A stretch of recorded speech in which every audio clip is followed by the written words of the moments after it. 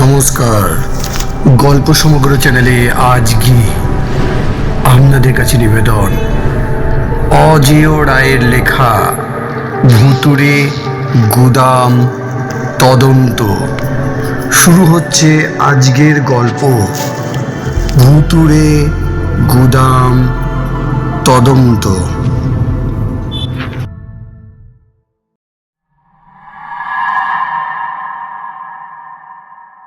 বোলপুর শহর, ভবানী প্রেসের এক কোণে প্রেসের মালিক এবং সাপ্তাহিক বঙ্গবার্তা। সংবাদপত্রের সম্পাদকের পার্টিশন ঘেরা ছোট্ট কুঠুরি।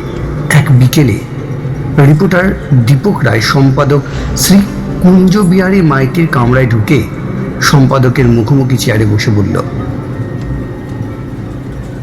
হঠাৎ তলব কেন? টেবিলে ঝুঁকে শ্যামবর্ণ মধ্যবয়সী কুঞ্জবিহারী তখন একটা লেখা পড়ছিলেন। গোল গোল চোখে দীপককে এক প্রস্ত দেখে নিয়ে সম্পাদক গম্ভীরভাবে বললেন, বীরভূমের ভুতুড়ে বাড়ি নিয়ে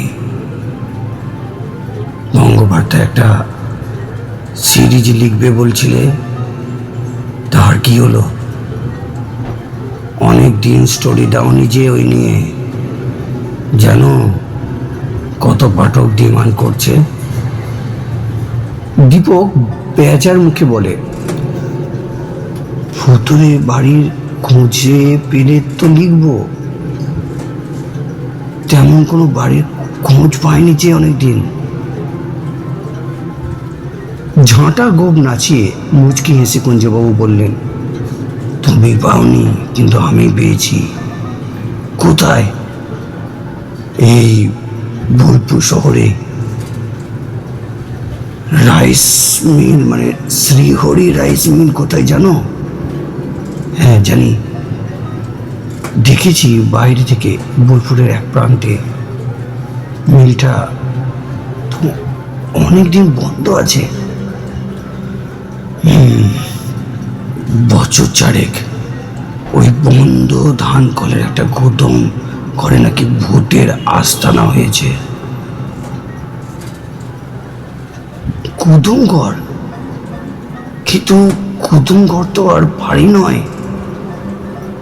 কেন নয়? মাথায় টিনের চাল, পাকা দেয়াল, মেঝে, দরজা জানালাও আছে। আমাদের গরিব দেশে কত লোক পড়তে যাবে এমন একটা আশ্রয় জুটলে ওটাকে বাড়ি বললে কেউ আপত্তি করবে না। মিলটা বন্ধ হলো কেন? ভূতের ভয়ে? না না, লোকসানে চলছিল নাকি, তাই বন্ধ করে দিয়েছে। শুনেছি ওই জমিতে বাড়ি বানাবে, কম নয়, প্রায় বিঘে দিনের জায়গা। তবে জমির ভাগাভাগি নিয়ে শরিকদের মধ্যে গোলমাল চলছে, তাই জমি, মিলের বাড়িঘর তেমনই পড়ে আছে। মিলের বাড়িতে থাকে না কেউ? থাকে, 2-3 জন পুরনো কর্মচারী এখনো থাকে, একজন দারোয়ান আছে, আর মস্ত গুদম ঘরটার মিলের গাদা জিনিসপত্র, যন্ত্রপাতি রাখা আছে। ওই গুদমেই বুঝি ভূত থাকে। সত্যি? না, মিলের বাউন্ডারি আর এক ধারে একটা বড় ঘর আছে পাঁচিল ঘেঁষে। একসময় সেটাও গুদম ছিল, এখন ফাঁকা। আর ওই গুদমই নাকি ফাঁকা, একদম ভূতের আস্তানা। এসব শুনলেন কোথায়?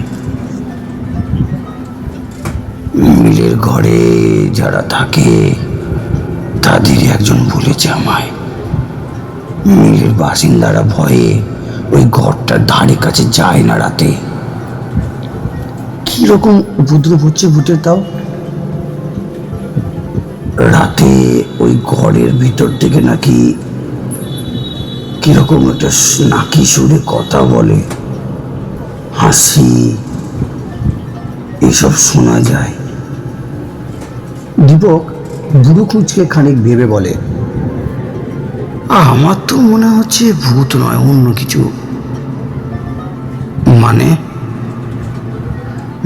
মানে রাতে কিছু বদলোক গাঁঠি গাড়ে কাগজে ভাষায়, যাদের লেখে সমাজ বিরোধী, ইংরেজিতে অ্যান্টি সোশ্যাল।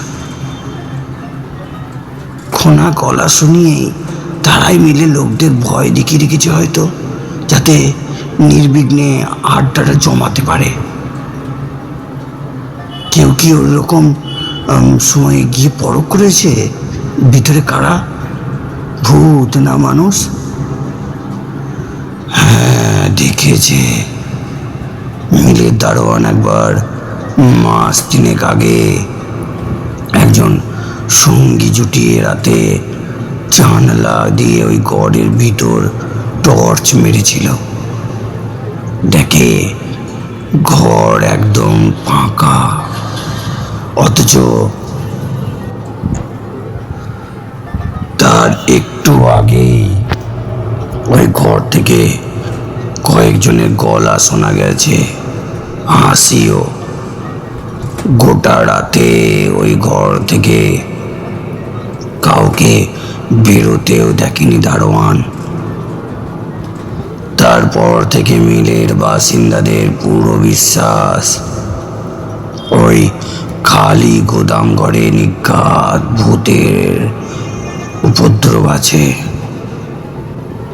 তবে এখনো পর্যন্ত মিলে যারা থাকে তাদের কোনো ক্ষতি করেনি ভূত। মিলের লোকেরাও ওদের একদম কাঁটায় না। এমন জোরালো প্রমাণ সত্ত্বেও দীপক অবিশ্বাসে ভঙ্গিতে মাথা নাড়ে। সম্পাদক রেগে বললেন, বেশ, নিজের চোখে পরখ করে আসো না, দিয়ে সত্যটা লেখো। নাকি ভয় করছে? ভয়? আমি কি যাব না বলেছি? তবে কেসটা বোধ হয় আপনার ভুতুরে বাড়ি সিরিজে ঢোকানো যাবে না। বেশ, যা দেখবে তাই লিখবে, তবে একটু সাবধানে যেও। সমাজ বিরোধী দুষ্কৃতীরা ভূতের চেয়ে বেশি ডেঞ্জারাস। বাঁকা হেসে মন্তব্য করেন কুঞ্জ বিহারী। দীপক উঠে পেরে বলে, যাব, শীঘ্রই যাব। আপনি মিলের মালিক বা দারোয়ানকে বলে রাখবেন যে আমি মিলের ভিতর কয়েকদিন টহল দেব রাতে। অল রাইট, সম্পাদক আশ্বাস দেন। দীপক প্রথমে একদিন গিয়ে শ্রীহরি রাইস মিলের বাইরে দিয়ে চারপাশটা ঘুরে দেখল। পাঁচিল ঘেরা মিল এলাকা, তবে পাঁচিল তেমন উঁচু নয়। অনেক জায়গায় পাঁচিলের ইট খসে পড়েছে, নিচু হয়ে আছে পাঁচিল। ইটের খাঁজে পা দিয়ে অনায়াসে পাঁচিল টপকে ভিতরে যাওয়া যায়। ধানকলের লম্বা আকাশ ছোঁয়া চিমনিটা কেমন বিষণ্ণভাবে দাঁড়িয়ে। ভিতরের ঘর বাড়িগুলো চোখে পড়ে বাইরে থেকে। ধানকলের এলাকার মধ্যে ধারে ধারে কয়েকটা মস্ত ডালপালা মেলা গাছ। ধানকলের পাঁচিল ঘেঁষে বাইরে চারিদিকেই রাস্তা। রাস্তাগুলোর অপর পারে ছোট বড় বাড়ির সারি। বহু লোক ও গাড়ি চলাচল করছে ওইসব রাস্তা দিয়ে। মাঝখানে বিশাল এলাকা জুড়ে এই নিস্তব্ধ ধানকলটা। যে গুদামটার কথা বলেছিলেন কুঞ্জ বিহারী, সেটাও চোখে পড়ল রাস্তা থেকে। বিরাট এক আম গাছের পাশে মাঝারি সাইজের একটা টিনের চালের ঘর। পরদিন দুপুরে দীপক শ্রীহরি রাইস মিলের ভিতরে ঢুকলো গেট দিয়ে। মস্ত চওড়া লোহার গেটের একটা পাল্লা খোলাই ছিল। দীপক সোজা হাজির হয় মিলের দারোয়ান গয়া প্রসাদের কাছে। নিজের পরিচয় দিতে গয়া প্রসাদ শশব্যস্ত হয়ে দীপককে নিয়ে বসালো একটা ঘরে। বলল, হ্যাঁ হ্যাঁ হ্যাঁ, মালিক বলিয়াছেন আপনি আসবেন, দেখবেন ঘুরবেন। তা বাবুজি, রাতে ঘুরলে ওই ঘরের কাছে যাবেন না। গয়াপ্রসাদ আঙুল দেখায় দূরে সেই ভুতুরে গুদাম ঘরটাকে। দীপক এসে বলে, আরে ঘরটা রাতে কি হয় দেখবো বলি তো আসছি। হাই রাম! শুনি দারোয়ানজির চোখ ছানা বড়া। ওই গুদাম ঘরে নাকি ভূত আছে? দীপক জিজ্ঞাসা করে। জরুর আছে বই কি, জানায় দারোয়ান। বেশ, সেটা আমি পর করে দেখবো রাতে। আমি কি জন্য আসছি এখানে তা এখানকার অন্য লোকেদের বা আর কাউকে বলো না। বলবে মালিক পাঠিয়েছেন কি সব দেখতে।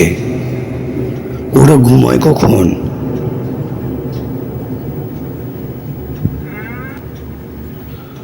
তো রাত 9টার ভেতর সব ঘুষে যায়।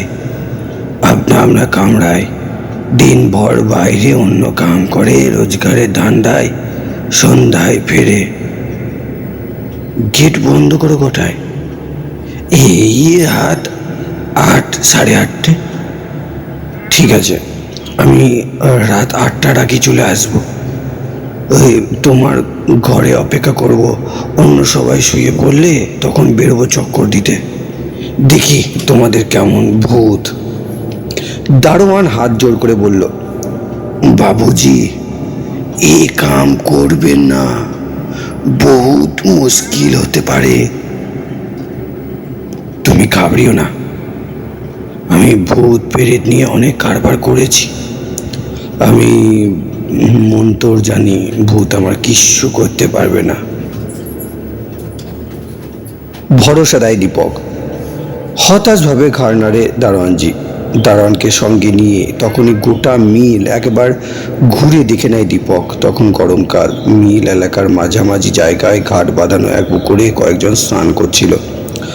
গয়াপ্রসাদ জানায় যে এরা বাইরের লোক, রোজ এই পুকুরে চান করতে আসে।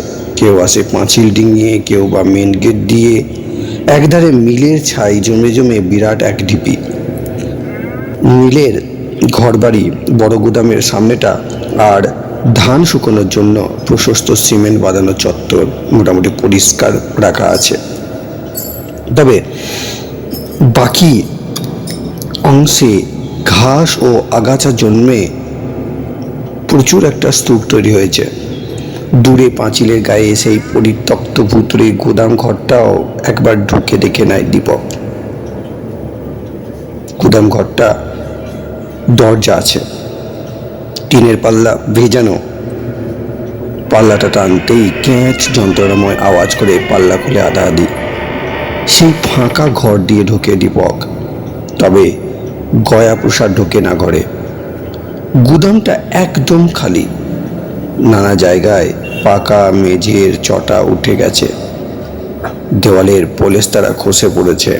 ঘরের ভিতর মেঝে থেকে হাত দুই ওপর দিয়ে দুদিকে দেওয়ালে সিমেন্টের চওড়া টানা তাক। দুটো লম্বাটে প্রায় ছাদ সমান উঁচু সিমেন্টের চওড়া থাক থাক তাকও রয়েছে, যেন পাল্লাবিহীন আলমারি। এসব তাক একদা মাল রাখার জন্য তৈরি হয়েছিল বোঝা যায়। পুরো ধুলো জমেছে মেঝেতে ও তাকগুলোয়। একটা ছোট জানলা আছে ঘরে, তার পাল্লা নেই, তবে মূর্ছে পড়া মোটা মোটা লোহার শিকগুলো আজও অটুট। শিকের ফাঁক দিয়ে বিড়াল, পাখি ইত্যাদিরা যে ঘরে ঢুকতে পারলেও বড় সড়ো মানুষ গলতে পারবে না। দীপক নজর করে যে ঘরের এক কোণে মেঝেতে কয়েকটা দগ্ধ মোমবাতির অবশিষ্ট পড়ে রয়েছে। ঘরের কাছে আম গাছটায় কচি আম ধরেছে প্রচুর। আধ ঘন্টা ঘুরে দেখে নিল।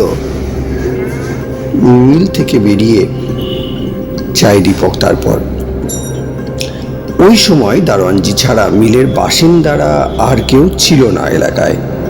দীপক আবার ফেরে মিলে রাত 8টার কিছু আগে।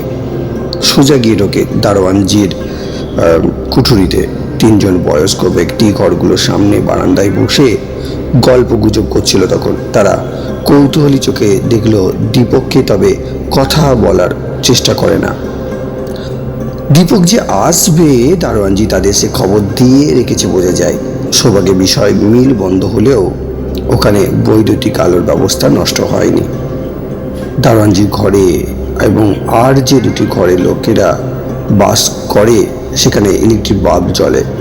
বড় গোদামটা অন্ধকার, তবে ঘরগুলোর সামনে চত্বরে লম্বা পোস্টের মাথায় একটা টিউব লাইট জ্বলে সারা রাত। মিল এলাকায় পাঁচিল অবধি সেই আলো আবছা হলেও পৌঁছায় খানিক, তবে বড় গাছগুলোর তলায় ছায়া ঢাকা অন্ধকার। রাত 9টা নাগাদ অন্য দুই ঘরের দরজা বন্ধ হয়ে যেতে দীপক বাইরে বেরোয় ভুতুরে গোদাম তদন্তে। দারোয়ান অল্প কিছুটা দীপকের সঙ্গে এসে থেমে যায়। রাম রাম রাম রাম রাম রাম রাম। পিছনে গয়া প্রসাদের প্রার্থনা কানে আসে দীপকের। সে পুকুরের পাশ দিয়ে ধীরে হেঁটে গিয়ে সে গোদামটার থেকে হাত 50 দূরে একটা গাছের নিচে অন্ধকার একটা আধ ভাঙা ছোট বেদির ওপর লুকিয়ে বসে। এখান থেকে গোদামটা মোটামুটি দেখা যায়। ঘণ্টাখানেক চুপচাপ ঠায় বেদিতে বসে থাকে দীপক। তার দৃঢ় বিশ্বাস যে ওই গোদামের বদনামের জন্য দায়ী কিছু সমাজ বিরোধী। তারাই ওখানে গোপনে জমা হয় রাতে, খোনা গলায় কথা বলে ধানকলের লোকেদের ভয় দেখিয়ে দূরে সরিয়ে রাখে। নইলে ওই গুদাম ঘরে মোমবাতি জ্বালিয়ে কে? ভূতের কি আলোর দরকার হয়? সমাজ বিরোধীগুলো ধানকল এলাকায় ঢুকে নিশ্চয় পাঁচিল টপকে। ঘণ্টাখানেক কেটে গেলেও কোনো লোকের দেখা পেল না দীপক। কেউ গেল না ওই ভুতুরে গুদাম ঘরটার দিকে। দীপক বুঝলো যে আজ আর কেউ হয়তো আড্ডা জমাতে আসবে না ওই ঘর। ঠিক আছে, কয়েক রাত ওয়াচ করবো ঘরটা। এখন কি ফিরে যাব? না, ঘরটা একবার উকি মেরে দেখা যাক, এ কথা ভাবতে লাগলো। যদি কেউ তার নজর এড়িয়ে ইতিমধ্যে ঢুকে থাকে। সেই বিশাল নিস্তব্ধ এলাকায় একা কোনো সমাজ বিরোধীর হঠাৎ মুখোমুখি হয়ে গেলে যে বিপদে পড়বে তা জানে দীপক। তাই ভয় ভয় করছিল না তা নয়, এদিক সেদিক তাকাতে তাকাতে পা টিপে টিপে টর্চের আলো যথাসম্ভব কম জেলে সে ঘরটার কাছে পৌঁছয়। আক্রান্ত হলে আত্মরক্ষার অস্ত্র বলতে একটা ছোট্ট মোটা লোহার রড মাত্র সম্ভব। কাঁধের ঝোলা এনেছে রডটা, তবে গুন্ডা বদমাশ সমাজ বিরোধীরা সাধারণত কাপুরুষ হয়। জয়বাদ এখানে দেখা হয়ে গেলে একখানা পুলিশি হুঙ্কার ছালে ওরাই উল্টে পালাবে। ভূত নয়, মানুষ বুঝলে মিলের দারোয়ান আর অন্য লোকেরাও এগিয়ে আসতে পারে তার সাহায্যে। তবে একটা দুটো গুন্ডার মোকাবিলা করার সামর্থ্য তার নিজের আছে। গুদাম ঘরের পাশে গিয়ে দীপক কান পাতে। না, কোনো শব্দ হচ্ছে না ঘরের ভিতর থেকে, কোনো আলো দেখা যাচ্ছে না ভিতরে। বিকালে দীপক গোদামটার দরজার পাল্লা ফের টেনে বন্ধ করে দিয়েছিল যাবার সময়। এখন সাবধানে খানিক ফাঁক করে পাল্লা, কোনো রকমে গলে ঢুকে পড়ে ঘরে। ঘরের ভিতরটা অন্ধকার, শুধু খোলা জানালা দিয়ে সামান্য আলোর আভা দেখা যাচ্ছে ধানকলের টিউবলাইটের। দীপক টর্চ জ্বালার আগে কেউ তার হাত থেকে এক হ্যাঁচকায় টর্চটা কেড়ে নিল। সঙ্গে সঙ্গে ঘরের মধ্যে থেকে কারো বিকৃত খোনা গলায় ধমক শোনা গেল।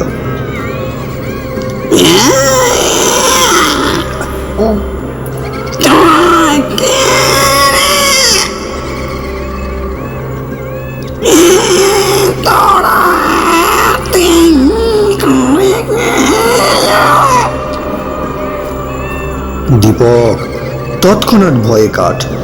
ওই কণ্ঠস্বর যে অমানসিক তার বুঝতে অসুবিধা হয় না। এই ঘর অন্ধকারে তার টর্চ যে দেখতে পায়, কেড়ে নিতে পারে, তা মানুষের পক্ষে অসম্ভব। দীপক বুঝতে পারে যে সে ভূতের খপ্পরেই পড়েছে।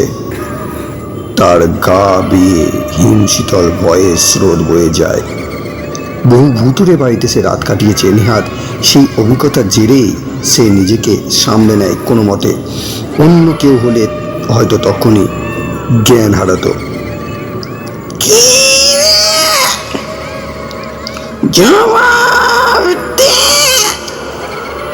ফের ধমক। দীপক কাঁপা গলায় উত্তর দেয়, আগে আমি একজন রিপোর্টার, মানে সাংবাদিক। এই ঘরটায় রাতে তেনারা আসেন শুনলাম, ভাবলাম আপনাদের একটা ইন্টারভিউ নিয়ে ছাপাবো আমার কাগজে। এছাড়া আমার আর কোনো মতলব নেই। শেষ হলো আজকের দ্বিতীয় পর্ব। ধন্যবাদ।